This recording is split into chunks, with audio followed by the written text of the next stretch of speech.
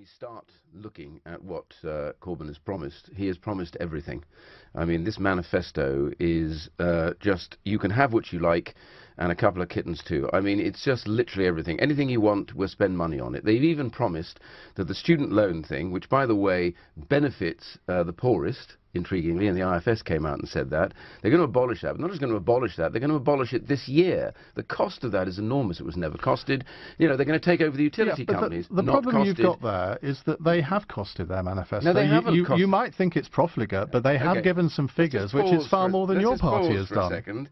They have given bogus figures on this, which don't add up. But at least they've given some figures. The IFS yesterday said it is absolutely clear that under a Labour government led by Jeremy Corbyn, the tax levels on British people will be the highest they have ever been in peacetime. As you will no doubt acknowledge, the IFS have also said that under the Conservatives, the NHS will be underfunded. So you can't have it both ways. Well, actually, not the case, because the 8 billion that we're putting in, the 8 billion that we are putting in, which is what this nation can afford, will actually take spending on the NHS to its highest level. And it actually means that we're able to make the changes and reforms that were originally planned. So I'm not going to get involved in here is a debate about a shopping list. We have on the one hand... That's what manifestos are. But you say what you're going to do, and then how they're going to pay for them. Hang on a second. We have on one hand a Labour manifesto which is utterly and completely uncosted. Billions of pounds which have yet to be figured out where they're coming from. And all they're saying to everybody is, anything you like, you can have it. And I think at some point,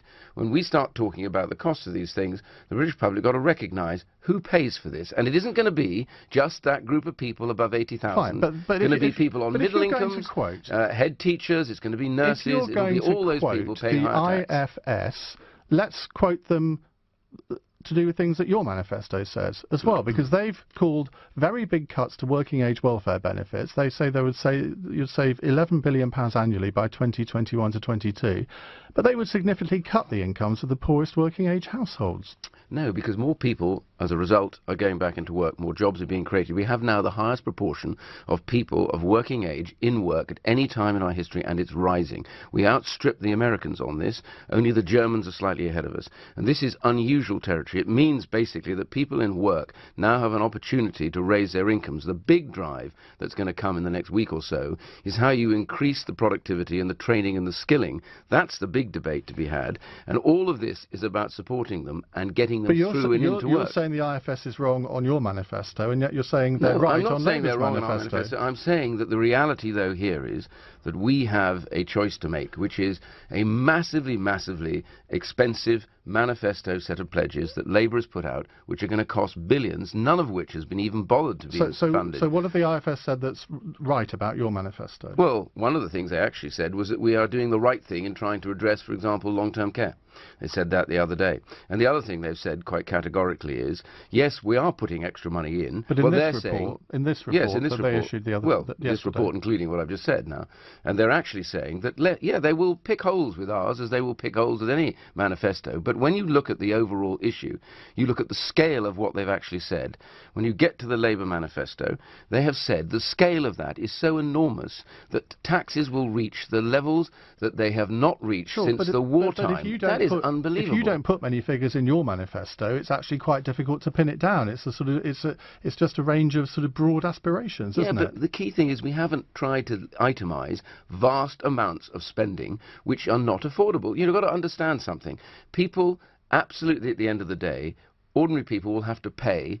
If we don't get the deficit down, we increase borrowing. That borrowing has to be paid for every time. We pay approximately the equivalent of over the education budget and the health budget paid back every year to foreign governments for borrowing their money. And under Labour, that borrowing will rise, which means taxes will rise and their spending pledges are still not even costed. But you see, a lot of people will say, how can you say all of those things when the Conservatives promised to eliminate the deficit by 2015, then it was 2017, then it was 2019, it's now apparently 2025. Before it will be eliminated. We have a deficit still of £52 billion. You've failed. I'm glad you got those figures right. It's more than John McDonnell could manage to do the other day, and he's meant to be the Chancellor, or proposing he's going to be the Chancellor. I have to tell you something. We have now reduced that by 3/4. We have made steady progress in getting it down, and it is still falling. That is But it's a failed promise, isn't it? No, it's not a failed. It is a failed promise because Look, you promised to eliminate the deficit and you haven't done it. We didn't do it by that stage, and the reality would have been, to do that, we'd have had to bear down much, much harsher on public spending and much harsher on things like welfare. And I, for one, said we shouldn't do it at that pace. And I, therefore, believe it's absolutely right to say we'll do it slower. But the public, businesses, the city knows that we will get there because we are making very good progress. Now, the key thing here is the comparison is between a government that wants to make progress and a party that simply says we can spend as much as we like. You see, manifestos are all about promises. And we've already talked about the deficit. But the other big promise, which you've made in the last two manifestos and now this one, is that immigration should be cut to tens of thousands. Now, it hasn't been. Immigration, the latest figures show 273,000, I think it was, people, net migration to this country in the last 12 months. You're nowhere near hitting that target. You're never going to hit that target, and yet it's still in the manifesto. How can we believe your words you say? I completely disagree with you. The level that we're talking about was the level constantly achieved in the 1990s. So we're not in the 1990s. No, hang on a second. The idea that this is somehow impossible is because everyone has become accustomed to the idea that suddenly we had this massive open door with the European Union and people flooded through. It's because we need migrants for our economy, don't we? Hold on. You don't need lots and lots of migrants. We will have controlled migration. People who bring added value here through their skilling and what they're able to produce where that is required, that is how you control migration. What we actually had was vast numbers of people coming in on an unprecedented scale, mostly doing very low-skilled work or no-skilled work, driving some of the wages down in the area and taking a lot of services. Now, the HMRC recently came up with a calculation that said the cost of that in terms of benefits paid out was on average nearly £5 billion a year. They only released those figures a few months ago. So we were told endlessly it was a net benefit to have people coming in that numbers. How will you get those figures down? How will you get, because there's this aspiration, there's this target in the manifesto, but no detail of how you'll do it. We will have some kind of work permit system that means you come in here only for work. You won't be able to claim benefits while you're here unless you've made contributions over a period of time.